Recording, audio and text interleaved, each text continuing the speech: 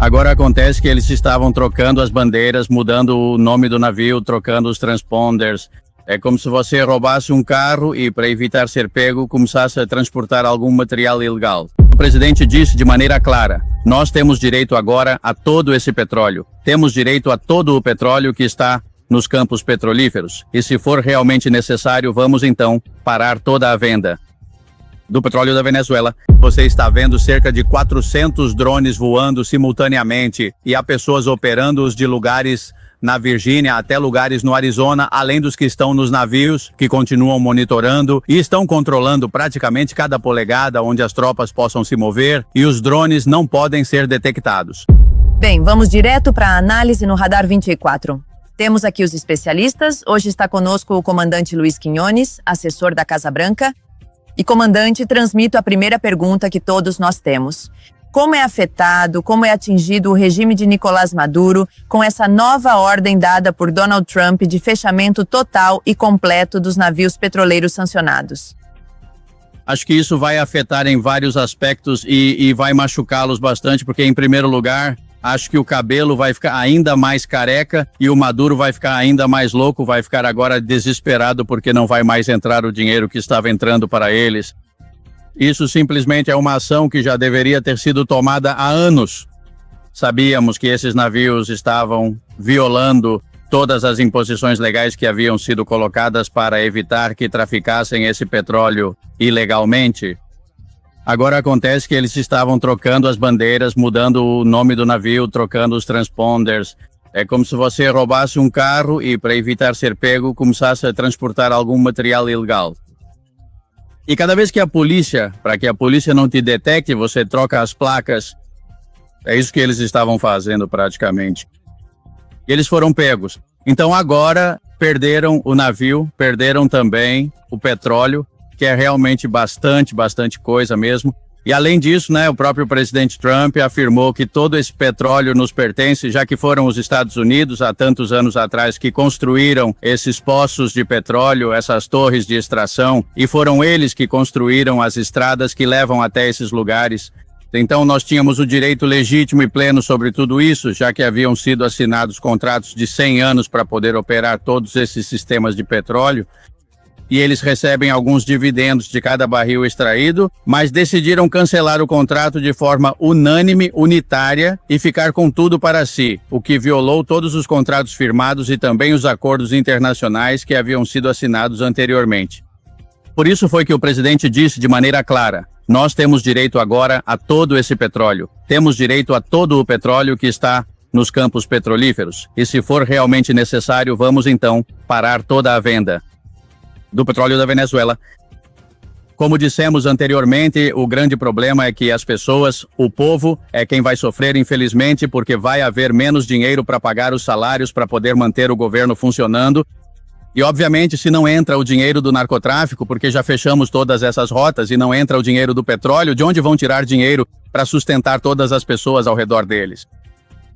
E com esse panorama, o que está por vir para a Venezuela? Então, lá nos próximos dias, com esse bloqueio total do petróleo? Olha, o que vai acontecer é que a qualquer momento vai haver uma ação. Se isso não os convencer a ir embora, o presidente de Belarus está tentando convencê-los e buscar uma solução. Não sabemos se, na verdade, ele está caindo na lábia deles e se eles estão fingindo e dizendo que sim, querem ir, mas com a condição de que lhes demos 200 milhões de dólares em criptomoedas.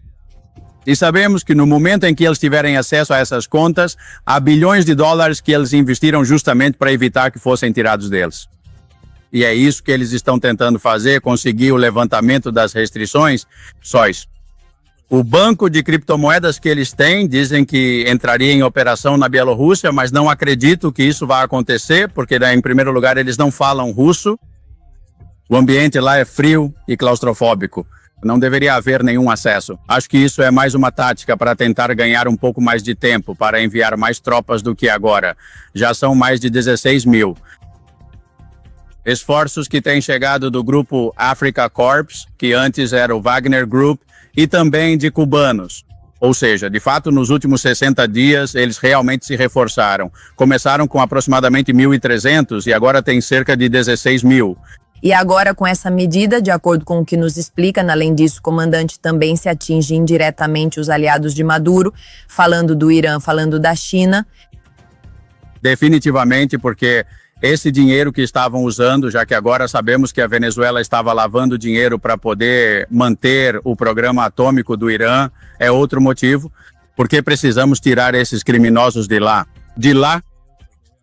E eles, obviamente, tinham a oportunidade de causar um dano ainda pior ao mundo, não só aos Estados Unidos, porque o Irã chegar a ter as bombas atômicas, eles nem sequer vão hesitar em usá-las. Então essa é outra razão pela qual precisamos fazer isso. E a China vai sofrer porque eles precisam do petróleo mundial. Eles não têm, em todo o território tão grande da China, eles não têm petróleo. Por isso é que eles estão se expandindo em direção às costas das Filipinas. Eles estão tentando tomar certas ilhas e construindo ilhas em áreas rasas do mar, porque acreditam que ali há petróleo. E se eles construírem essas ilhas que estão fazendo, como fizeram em Dubai, como fizeram no início aqui na região de Miami, eles podem ter acesso a esse petróleo e não precisar mais depender do Irã. Nesse lado, do que eles realmente dependem é da Síria, do Irã e dos países daquela região e da Venezuela, obviamente. Mas agora a Venezuela não pode enviar petróleo para eles e não vai receber dinheiro. Vamos ver, porque nas últimas horas se comentava sobre o sobrevoo de alguns aviões. Justamente em razão desse anúncio de Donald Trump sobre o bloqueio total dos navios petroleiros. Vamos ver esses sobrevoos de forma mais contínua, a atividade vai aumentar. Militar, aérea, verdade? Definitivamente você vai ver não só aviões de guerra, mas também bombardeiros, vão ter drones. E agora os drones estão circulando por todos os lados. E se você soubesse, na verdade, quantos drones estamos voando sobre o território venezuelano, em todas as áreas, não só nas cidades, mas também sobre as áreas de floresta, rurais, para garantir que saibamos onde eles estão. Eu te diria que tranquilamente você está vendo cerca de 400 drones voando simultaneamente e há pessoas operando-os de lugares na Virgínia até lugares no Arizona, além dos que estão nos navios, que continuam monitorando e estão controlando praticamente cada polegada onde as tropas possam se mover, e os drones não podem ser detectados. Esse é o problema que eles têm, acham que poderiam interromper o fluxo de informação, mas não conseguem. Os voos vão continuar, mas vão continuar com mais frequência. Vão ser enviados aviões mais poderosos para que eles saibam que estamos lá. O que pode acontecer aqui a qualquer momento é que um desses soldados venezuelanos, como sabemos que não tem experiência, eles foram pegos e disseram: a partir de amanhã você é soldado. Exatamente. Eles podem ter o problema de que às vezes um deles vai ficar nervoso e realmente vai ativar o radar, de forma a localizar o avião para poder destruí-lo no que o piloto tem o direito de se defender e disparar um míssil, ou vai ficar tão nervoso que vai apertar o gatilho, lançar um míssil e acabou. Isso aconteceu exatamente durante a guerra, durante o conflito dos mísseis de Cuba, em 1962, onde a força que tínhamos, a força naval, era menor, quase a metade do que temos agora lá. Naquela ocasião, como não acreditávamos que eles teriam coragem de fazer isso, derrubaram um avião espião que passou, não estava armado, voou baixo demais, que não são os aviões apropriados para isso. Mas agora temos os Growlers, que sempre vai um Growler, que é um F-18, com um equipamento especial para detectar mísseis e detectar os radares. E ao lado vai um avião de ataque F-18, como o que é o ULE, porque você tem que defender o Growler, já que o Growler, na verdade, não está armado, como o avião de combate. Claro, e é aí que se geraria ou se iniciaria justamente a justificativa para adicionalmente também ingressar na detenção dos integrantes do Cartel dos Sóis. Bem, agora não há necessidade de uma desculpa, porque agora lembre-se que os verdadeiros líderes já declararam que o país está invadido por pessoas que não têm o direito de estar lá. Eles mesmos dizem, está lá o Hezbollah, está o Hamas, estão os Houthis, está a Rússia, está a China. Na verdade, não sei, o diabo também está metido lá, mas é incrível quanta gente estrangeira está envolvida no país. E, no entanto, Maduro diz que são livres. Por isso eu chamo eles de os três patetas, porque não sabem nem onde estão pisando. Agora vimos esse anúncio que foi feito sobre o bloqueio de navios petroleiros. Também foi renovado o alerta de segurança aérea. no qual advertem para não viajar à Venezuela. Mais companhias aéreas suspenderam e também cancelaram voos. Já são 2 passos importantes para continuar isolando e pressionando Nicolás Maduro. Vai haver mais algum? A única coisa que falta agora, francamente, é o presidente dar a ordem de atacar. Isso é a única coisa. Tudo está em seu lugar. Já não precisamos absolutamente de mais nada, nem mesmo um copo d'água. Tudo está perfeitamente organizado. Ele tem esperado porque não quer. A base dele cobra dele porque ele prometeu não se envolver em outra guerra, mas isso não vai ser um conflito, né? Uma guerra como aconteceu na Síria, ou aconteceu no Iraque, ou aconteceu no Afeganistão, já que este é realmente um lugar mesmo exatamente próximo. Em segundo lugar, temos uma população que está cansada disso. Nesses lugares, na verdade, as pessoas estavam acostumadas a esse extremismo, a ditaduras, e na realidade não são governos centrais, mas sim um monte de governos tribais que se mantêm entre si sempre brigando, e enquanto eles não ultrapassam esse limite, todo mundo vive tranquilo. Enquanto que na Venezuela estamos falando de um país democrático que cresceu, que é mais sofisticado do que esses lugares e, além disso, tem forças armadas bastante poderosas que, se receberem o equipamento e o treinamento necessários, podem ajudar a manter a ordem que será necessária depois que esses palhaços caírem. Eles serão necessários porque não podemos deixar livres esses do trem de Aragua. Os coletivos, ninguém desses realmente pode ficar livre ou manipulando a sociedade novamente, porque seria um fracasso tremendo. Essa gente não pode. Por isso é que temos que trabalhar juntos. 85% das forças estão a nosso favor. Os policiais estão a nosso favor.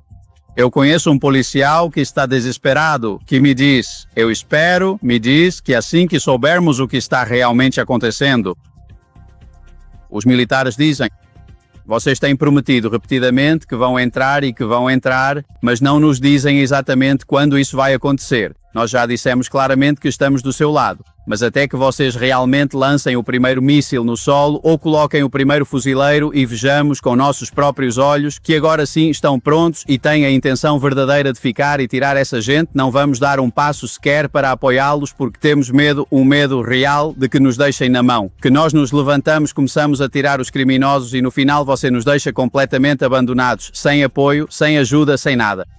Algo assim aconteceu precisamente na Baía dos Porcos com Kennedy. Ele disse a todos esses grupos que queriam libertar Cuba para entrarem na última hora, prometeu-lhes apoio aéreo, mas no entanto não enviou esse apoio aéreo, prometeu-lhes como havia prometido anteriormente. A artilharia naval também não enviou, e esses coitados foram feitos prisioneiros facilmente porque não estavam preparados para um combate dessa natureza. É isso que os venezuelanos estão dizendo. Até que vocês não demonstrem que estão prontos e que vão cumprir o que prometem, nós não estamos dispostos a disparar nem levantar um dedo, porque nós é que vamos sofrer as consequências. Agora, comandante, está se falando muito sobre isso que voltou a ser reiterado, não é? Porque com a declaração do Cartel dos Sóis como organização terrorista estrangeira, já se vinculava, já se iniciava também essa designação direta para Nicolás Maduro. Mas agora isso já foi manifestado, não é? O regime de Nicolás Maduro como organização terrorista voltou a ser manifestado por parte de Donald Trump, que foi o último a designá-lo assim. Agora, ao mencionar o regime de Maduro e designá-lo formalmente como organização terrorista, como muda o panorama? O panorama muda porque já não se trata apenas de uma simples ação civil, pois anteriormente, quando eram designados como narcotraficantes, apenas as autoridades civis podiam intervir. Por isso havia tanta disputa, tantos processos nos tribunais dizendo, mas se vocês estão lutando contra um grupo de narcotraficantes, quem deveria retirá-los seria a Guarda Costeira. Ou seria o Departamento de Justiça, a DEA, as agências civis, não os militares. Por isso foi tomada a decisão de declará-los terroristas por tudo o que estão fazendo. E ao declará-los terroristas, passou a ser jurisdição do Departamento de Defesa. É aí que estamos agora. Ou seja, agora todas as ações contra a boia são especificamente militares, não civis, como deveriam ter sido anteriormente. Agora, na verdade, também se soma o fato de que o presidente do Chile disse que apoia uma intervenção dos Estados Unidos na Venezuela. Ou seja, como vocês recebem isso agora mesmo? Temos que fazer isso porque, na verdade, eles não vão sair. Olha, todos os mísseis do mundo, todos os drones do mundo não vão tirar essa gente de lá. Porque agora você está percebendo que o que eles estão fazendo é se cercar de centenas ou milhares de pessoas. Eles caminham pelas ruas como grandes heróis, mas ao redor deles, ombro a ombro, estão pessoas que são mães idosas ou crianças, jovens com idades entre 14 e 13 anos. Para evitar precisamente que sejam atingidos por um drone ou um míssil naquele momento. Eles não vão sair de boa vontade, então a única maneira é entrar para tirá-los. E isso significa que teríamos que enviar unidades de forças especiais com tropas estrategicamente posicionadas ao redor para poder dominá-los.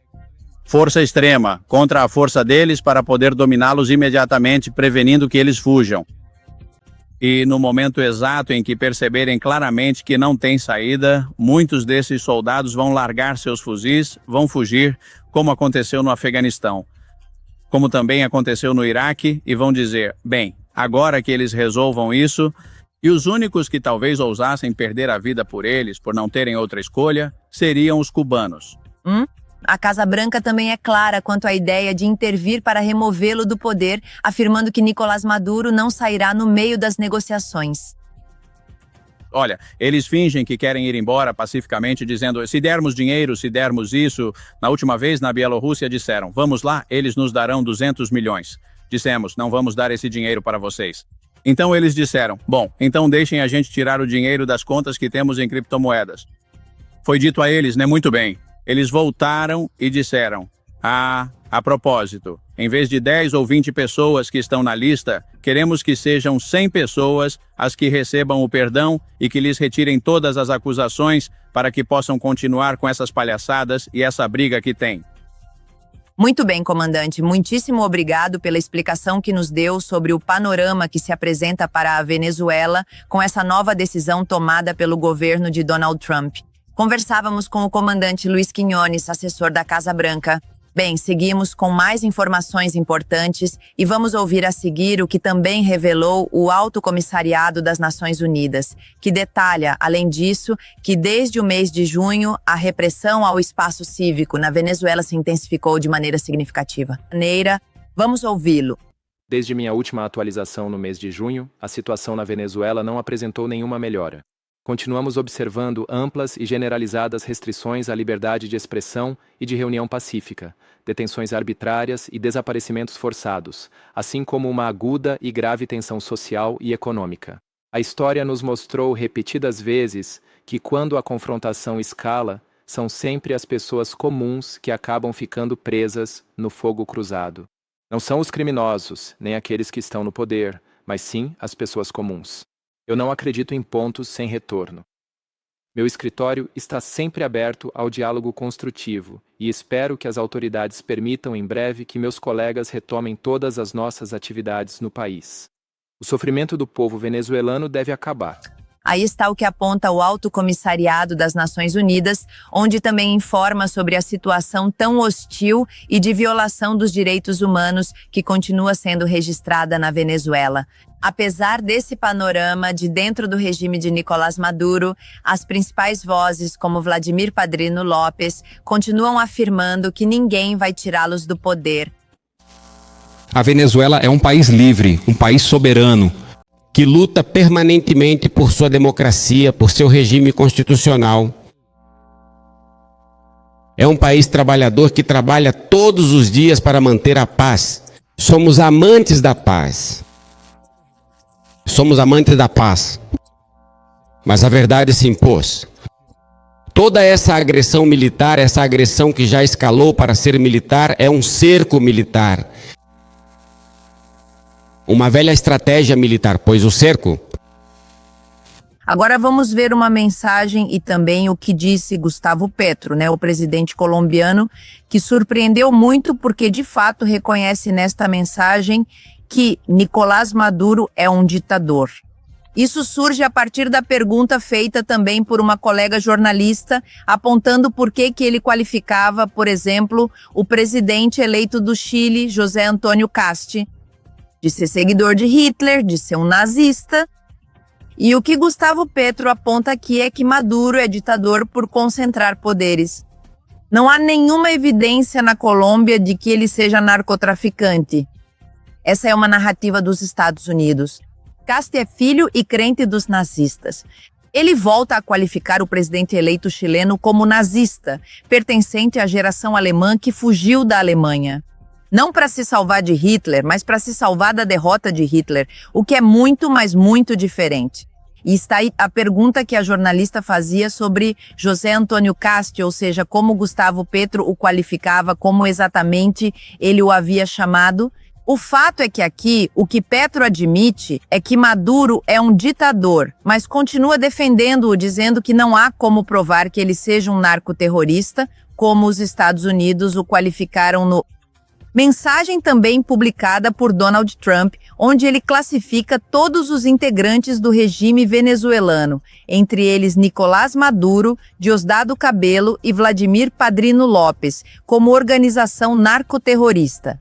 Seguimos, vamos falar sobre a reação do presidente eleito do Chile, José Antônio Cast, sobre a possível intervenção dos Estados Unidos na Venezuela, e ele disse que, se isso acontecer, vai contar com seu apoio. Obrigado. As regras internas da Venezuela são claras. Houve uma eleição democrática e alguém a roubou. E esse alguém é o senhor Maduro. Ele não tem legitimidade democrática para exercer como pseudo-presidente dessa nação. Portanto, isso requer um acordo internacional que é evidente. Roubaram uma eleição, o que dizem os organismos internacionais. Mas a região e os organismos internacionais não vão se destacar. Não, terão que entrar em acordo para resolver a situação. Ou seja, você apoia ou apoia de alguma forma. Eu apoio a situação que acabe com uma ditadura, uma narcoditadura. Nós claramente não podemos intervir nisso, porque somos um país pequeno, mas somos vítimas do terror que implica ter uma ditadura. Nós somos claros quanto a isso, nós não vamos intervir, não nos envolvemos em uma situação como essa porque não nos cabe. Mas se alguém for fazer isso, que fique claro que estará resolvendo para nós e para toda a América Latina, para toda a América do Sul, um problema gigantesco, inclusive para países da Europa, que também estão enfrentando problemas devido a uma situação específica gerada por um narcoditador. Não cabe a nós resolver isso, mas quem o fizer contará com o nosso apoio. A frase está clara, não é? Nós não vamos intervir falando da oposição do Chile, mas quem decidir fazê-lo contará com o apoio. Apoio é o que disse o presidente eleito chileno, que além disso assume em março do próximo ano. Vamos agora à posição da presidente mexicana, Claudia Sheinbaum, que também falou sobre o tema, falou sobre o conflito, como ele vem se desenvolvendo entre a Venezuela e os Estados Unidos, e fez um apelo à ONU para evitar o derramamento de sangue.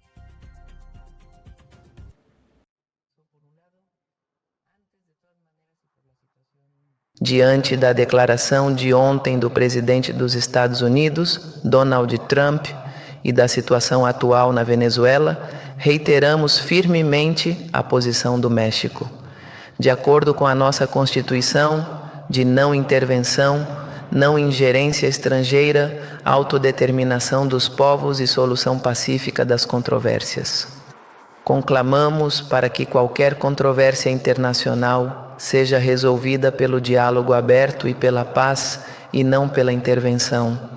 Essa é a nossa posição por convicção e por Constituição. Essa deve ser sempre a posição de qualquer presidente do México em qualquer situação.